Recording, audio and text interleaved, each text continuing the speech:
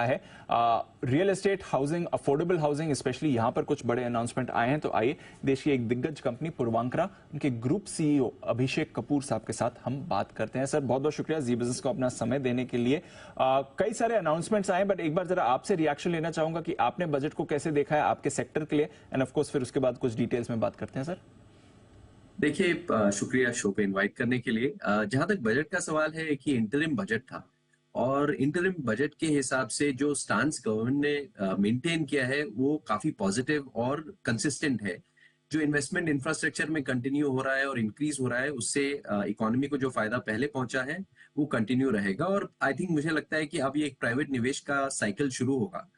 दूसरा जो मुझे बेस्ट चीज लगी इस पूरे बजट के बारे में वो लगी डेफिसिट जो कम हुआ, 5.8% का 5.1% का जो डेफिसिट कम हुआ, वो एक बड़ा प्रूडेंट इंडिकेशन है, जिसकी वजह से मुझे लगता है इन्फ्लेशन और इंटरेस्ट रेट दोनों ही काफी स्थिर रहेंगे या कम होंगे, और उससे मुझे लगता है कि इकोनॉमी को काफी बेनिफिट होगा।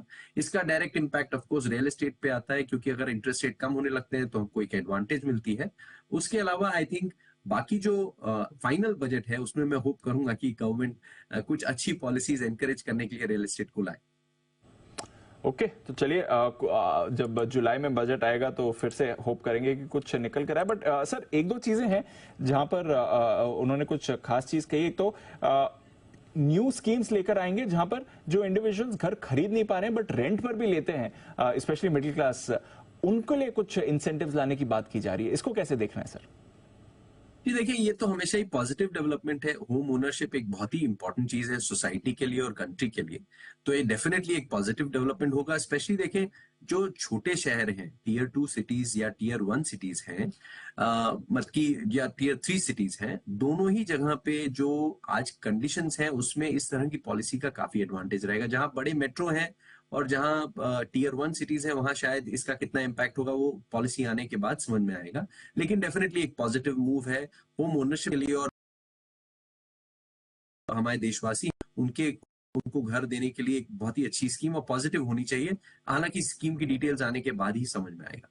चलिए, बट डेफिनेटली पॉजिटिव होना चाहिए सेक्टर के लिए भी, और ऑफ कोर्स जो घर अफोर्ड नहीं कर पा रहे हैं एटलीस्ट रेंट के लिए तो उन्हें कुछ इंसेंटिव्स मिले। Sir, Awas Yojana, affordable housing के अंडर 2 करोड़ और घर बनाए जाएंगे, ये भी एक बड़ा अनाउंसमेंट था। इसकी कितनी अहमियत है? देखिए, पीएमएवाई तो बड़ी सक्सेसफुल स्कीम है, तो कोई सवाल ही नहीं है कि ये तो बहुत अच्छी बात है कि इससे कुछ तो इम्प्रूवमेंट आएगा। लेकिन अफोर्डेबल हाउसिंग के जो चैलेंजेस हैं वो और कुछ है। वो चैलेंजेस को आई थिंक गवर्नमेंट को एड्रेस करना पड़ेगा। आई एम होपिंग कि वो जो है, जो हमारा फाइनल बजट आएगा उसमें कुछ एड्रेस होगा। जैसे कि मैंने पहले भी बोला है, जो जीएसटी का इशू है वो बहुत बड़ा इशू है।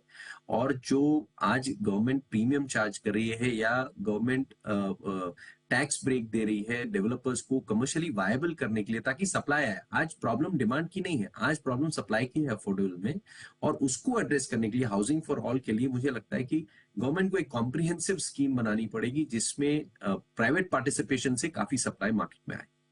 ओके, इंटरेस्ट इनकम टैक्स पे तो सर कुछ ज्यादा आया नहीं। एक बाजार में होप थी कि जो होम लोन पर आपको रिबेट दिया जाता है उसकी लिमिट 2 लाख है, उसको बढ़ाकर थोड़ा और किया जा सकता है, उस पर तो नहीं आया। बट क्या जुलाई में ऐसे होप रहेगी कि यहाँ पर भी एक्शन रहे, क्योंकि इंडिविजुअल टैक्स पेयर्स के लिए कुछ नहीं आया है, होम बायर्स के लिए कुछ ऐसा खास एक्शन इस बार तो नहीं आया? Deepanshu, I completely agree. मुझे लगता है कि ये डेफिनेटली होना चाहिए था, और मैं होपफुल हूं कि ये जो फाइनल बजट होगा उसमें ये डेफिनेटली गवर्नमेंट करेगी, क्योंकि आज जो अफोर्डेबिलिटी की डेफिनेशन है उसमें बहुत परिवर्तन आ गया है। देखिए, चाहे रियल एस्टेट की कॉस्ट हो या आपकी इनकम हो, जो फैमिली इनकम है, उसको ध्यान में रखते हुए गवर्नमेंट को लोगों की लाइफ की क्वालिटी को इम्प्रूव करना, वही उनका गोल रहता है।